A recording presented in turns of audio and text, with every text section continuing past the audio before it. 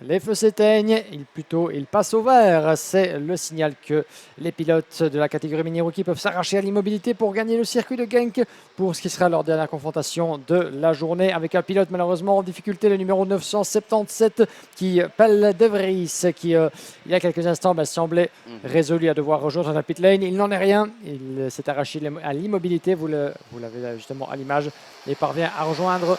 J'espère pour lui, en tout cas, le reste du peloton très rapidement.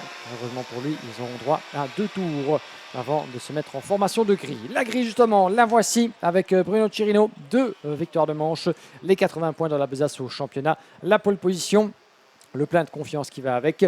Peut-il faire la passe de 3 en remportant cette finale? Réponse d'ici quelques tours. Il y en aura 11 plus 1 à disputer pour les concurrents de la catégorie mini rookie. À ses côtés, Isaac Alaouti, le pilote français, par 2 fois deuxième, mais certainement une place sur le podium. Il en voudrait peut-être un petit peu plus, pourquoi pas monter sur la plus haute. Milan de Reut et Éloane Poissonnet, le leader provisoire du championnat avant cette manche, ne l'entendent pas de cette oreille et voudront se mêler à la lutte pour la victoire jusqu'au bout. Tout comme Musab Bera Agbaba et Liv Latowers qui se partagent la 3e ligne. 4e ligne, Gilles de Waal et Matt Cupper. Maxime Smet et Lucas Van der Heeren sur la 5e ligne, suivi de Thiago Oliveira, Andrea Grello, William Sitio, Pelle de Vries, Leonard Herman et Nathan Schreurs. Un total de 16 concurrents qui sont prêts à aller à la bataille, qui sont prêts à ne pas mettre de gants, même si ça peut s'avérer, mon cher Alex, nécessaire par moment d'en garder un petit peu sur la pédale, ne pas se montrer trop agressif, puisque les officiels, les caméras et nos responsables de piste ont l'œil et le bon pour déterminer qui éventuellement en a fait un petit peu trop dans une manœuvre de dépassement, alors que vous voyez les pilotes dans cette magnifique vue sur l'épingle du virage numéro 10. Ils ralentissent déjà. C'est notre poleman dans ce cas-ci, Bruno Chirino, qui doit montrer le rythme, qui doit baisser l'allure pour permettre à toutes et tous de se réunir. Et justement, vous avez 2 pilotes là-bas qui ne sont pas encore en mesure de rejoindre le peloton. Donc on va voir si la procédure de départ va être donnée dès à présent. Je pense que oui. D'ici quelques instants, on est parti pour la première des 3 finales au menu de cette fin de journée. So the red lights are on the starting grid, as it is going to be Bruce Chirino and Isaac Elhouty that will bring us into the tram lines. Here we go. Revs rise. Lights are out and we're underway. Good start by the pole sitter. Scramble at the back end of the grid as we head down to turn number 1. So Chirino leads. Deruit, and I think it's going to be Akbaba that might have just gotten through possibly for 3rd position, but not if Isaac Elhouty can put the car on the racing line, which he does. Poissonnet's also trying to get through here for... he's dropped a place or 2. Gilles de Valle also in there. Maxime Smet might stick his nose in at the same time. But what a start from the man from the Netherlands. Bruce Chirino leads the way. There's going to be a change for 5th position. Gilles de Valle, I think, just got through at the end of the Europolan at turn number 6. But an early, great start by Bruce Chirino. You could see that the inside line had a little bit of an advantage. Of course, it's a right-hand kink going into turn 1. That there's a scramble for position. There's great overtakes happening through turn number 11, but Bruce Chirino is being hunted down early, and Milan de Reut is not wasting time. He's going straight for the jugular. Keep your eyes on El Houti. Musabera Akbaba currently rounds out the top 4. Eloane Poissonnet battling away with Louis Litauras for P5 as they go through turn 1. Maxime Smet hot on their heels, down in 7th position, but the top 4 are starting to break away. Chirino, De Reut, El Houti and Bera Akbaba. Et on est parti donc pour cette finale, la mini rookie sur les chapeaux de roue avec déjà 2 wagons qui se distinguent. Le premier, celui d'une potentielle victoire, mais n'en parlons pas trop vite avec un changement pour la 2e place. C'est Isaac Alaouti qui plonge dans la corde et qui s'infiltre devant Milan de Rui au virage numéro 6, juste après l'Europalan. Bien joué, premier dépassement, première tentative réussie. On va voir quelle sera la capacité de Milan de Rui à répondre rapidement, parce que c'est ça qui compte évidemment. Et vous avez vu justement Isaac Alaouti, dès qu'il s'est installé en 2e place sur son châssis CRG, il parvient justement à communiquer en quelque sorte avec ses 2 rivaux, de manière à pouvoir bien jouer un peu avec leur tête aussi, se pousser mutuellement vers l'avant. Ça ne sert à rien de commencer à jouer trop les calculateurs, à vouloir s'échiner, à garder sa position tant bien que mal, sachant que la victoire peut encore se jouer. On ne fait que commencer. Et voilà, ça double à nouveau à la corde pour Milan de Rui qui ne l'entend pas de cette oreille. Il s'estime sans doute le plus rapide des trois. C'est important de ne pas perdre trop de temps, évidemment, dans trop de réflexion. Il a choisi de repasser à la corde, reprendre la deuxième place, mener ce trio de poursuivants avec Alatoui qui espérait sans doute peut-être rester devant un peu plus longtemps. Il va devoir s'y reprendre à 2 fois. Yeah. Restera-t-il derrière? Je pense qu'il va tenter l'option du dépassement au même endroit, un tour plus tard, et ça repasse. Gare à pas trop en faire, évidemment, puisque derrière, eh bien, Agbaba se verrait bien, pourquoi pas monter sur le podium, mais il ne lui manque qu'une petite position pour le faire. Et pendant ce temps-là, eh bien, Bruce Chirino, eh bien, regarde au-dessus de son casque, dans le rétroviseur, pour voir où se trouve le reste du peloton. L'écart est là, il est constant, il est encore assez faible sous la demi-seconde, donc le leader ne parvient pas encore dans ses premiers tours à vraiment mettre suffisamment d'espace pour être à l'aise. Ça pourrait être la chance pour ses poursuivants. Maintenant, ils vont devoir travailler de concert. Well, Musabera Akbaba did have the fastest lap in the pocket, and now it's going to be a change. Milan de Ruyt through on Isaac El Houti for P2 at turn number 1, but Musabera Akbaba, I have to say, is doing a really, really standout strategy call here, just waiting, just biding time, because in these longer finals, as I said, strategy. He's staying behind them. It's giving him an extra a couple of kilometres an hour here or there down the straights, but it's also helping him to keep an eye on what's going on in front. Learn from the 3 drivers in front of him to gain that experience, and that is how racecraft is developed. That every race, as I said, it's a learning experience, and Musabera Akbaba has really come alive this weekend, and there's a lot of love for him again in the chat as soon as he comes on to the circuit. So there is a possibility, but he's got to be very careful because closing in on him is Louis Letars and championship leader Elouan Poissonnet. They round out the top 6 as we complete lap number 4. And Milan de Ruyt, new fastest lap of the race, 1 minute 2.705. Quicker than the remainder of the top 4. Letars 102.78. And it's really picking up speed here because look at Milan de Ruyt. He's charging up the inside. Lap 5, turn 5. Through he goes on Bruce Chirino, but Chirino has the depth perception to stick it back up the inside and retake the lead through off of the Europlan at turns 6 and 7. Ah, c'est ce qu'on aime voir évidemment dans ce genre de finale, c'est elbows out, on ne met plus de gants évidemment, on sort tout, on va puiser dans sa machine, puiser dans son énergie, dans ses ressources pour tenter de faire la différence. Et vous avez vu justement, pour l'instant, je pense que Milan de Ruyt est un petit peu aux abois, en tout cas il est sorti très très large de l'épingle du virage 10, ça l'a ralenti un petit peu dans sa sortie de courbe, le regard derrière lui pour voir où se trouve le reste de ses poursuivants.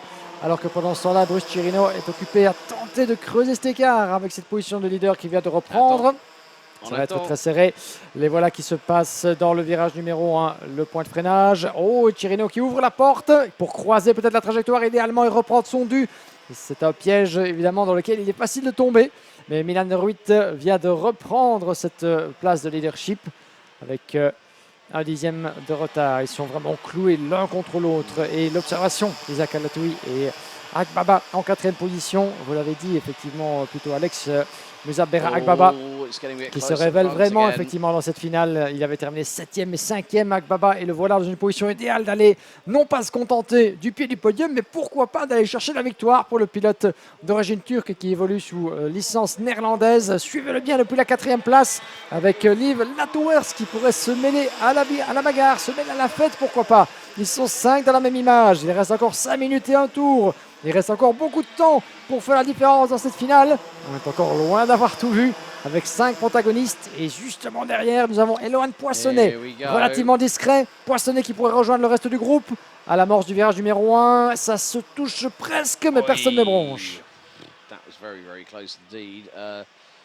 Louis Letars right on the rear bumper of Musabera Agbaba, who currently still resides in 4th place. Now, this is where things start to get a little bit tricky. Whoop. You know, when you have 3 or 4 drivers, there's a little bit of a touching. I think it was Letars on the back bumper of Bera Akbaba on that particular occasion. He's going to dive to the inside through here at turn 6, force the Dutch driver a little bit wide off track, but it was cleanly done. It was not. Très joli. It was, you know, yes, it's elbows out, but it wasn't like he was going to force the move. It was let it take its course.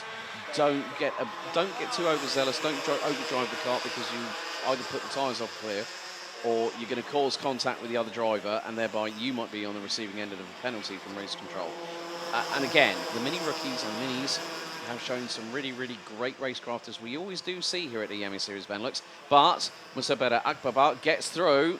Is he going to make it by turn 1 for 4th place on Louis Le Towers? Yes, he does. Does not run wide. Keeps it nice and calm and smooth. But they are now starting to lose distance to De Ruyt, who leads. Chirino in second. El Houthi rounds out your top 3. And then it's Beda Akbaba and Le Towers. Poissonnet, De Vele. Then we got Smet, Van der Heeren and Grelo rounding out your top 10. Biggest loser, Matt Cupper, all the way down in 16th position, but the top 3 with 3 minutes to go. It's a guessing game as to put your pick on who is going to win this race, because this, as we've seen a couple of photo finishes this weekend, Guillaume. I think we could see one here. Oui, absolument. La photo finish, pourquoi pas, pour conclure justement sur une note plus qu'excitante, ce qui fut une demi-journée vraiment excitante, alors que ça change pour la deuxième place. Isaac El Houthi à la corde de Bruno Chirino, côte à côte en sortie du 13e virage. Et pour l'instant, le Français semble avoir l'avantage théorique de la corde, mais Chirino va-t-il s'accrocher par l'extérieur, avec Isaac qui prend l'avantage pour la deuxième place, qui ferme la porte au virage numéro 2 dans l'enchaînement. Bien joué de la part de Isaac El Houthi. En deuxième position, Chirino, votre poleman. Il n'a pas dit son dernier mot, évidemment, avec son casque noir. Et regardez, le voilà qui contre-attaque. Il nous a entendu, évidemment. Il sait que le temps est compté. 2 minutes et 1 tour restant. Se battre, c'est une chose. Ne pas perdre le contact avec le leader, c'en est une autre. Et Milan de Ruyt a-t-il choisi le bon moment pour commencer à creuser l'écart et vraiment faire la différence?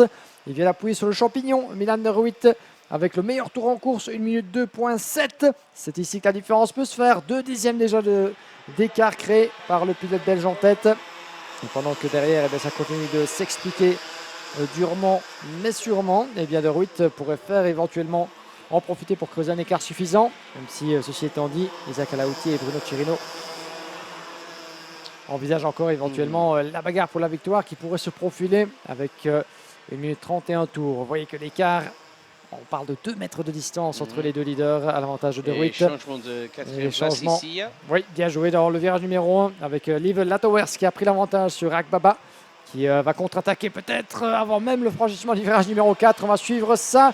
Chirino dans les échappements de Milan de Ruyt à l'entrée de l'Europalan. Ne tente pas encore le dépassement. Vous voyez qu'il change gauche, droite. Il tente d'influencer son adversaire. Il lui montre qu'il est là. Alors que derrière, la bataille fait rage aussi. Akbaba à l'extérieur. Oh, ça s'est joué. Il n'y a pas grand-chose là-bas. Mais Liv Latowers s'impose devant Akbaba. Toujours en 4e position, Liv Latowers. Ça va être très serré jusqu'au bout. Right, just under 2.5 laps remaining. The gloves are coming off. This is very much like cadet racing in the UK. They calmly get on with the business at hand, and then 2 laps to go. Watch for the fireworks. Chirino darts to the outside, through into turn number 13 behind Milan de Ruyt. Isaac El Houthi, the youngster from France. And here comes Chirino. He's going to go to the inside line on the start-finish straight. Will he get through for the race lead by turn 1? Yes, great move by the man from Henze Kart Racing Team, Bruce Chirino from the Netherlands. He finally, with about 20 seconds to go on the timer, it's this plus another lap still until the end of this final. Bruce Chirino doing a fantastic job, got the maximum score of 80 points, following on from the ranking after heat's lead. And then also, you've got to think that Isaac El Houthi, if he gets the second place, that's 76 points. The biggest loser in terms of the championship, Elouan Poissonnet, all the way down in 6, is going to lose a big chunk of points here. But look at Chirino. Calmly does the old Ben Barnicoat tactic. Looks once, looks twice over his right shoulder, sees that there's distance, and we have just over 1,400 metres remaining in the mini rookie final. 13 corners to negotiate. Can Chirino hold on? Last lap underway. Dernier tour, 13 virages et du changement derrière pour la deuxième place. La bataille n'est pas finie entre Milan de Ruyt et Isaac El Houthi. Le Français reprend la deuxième marche du podium, évidemment.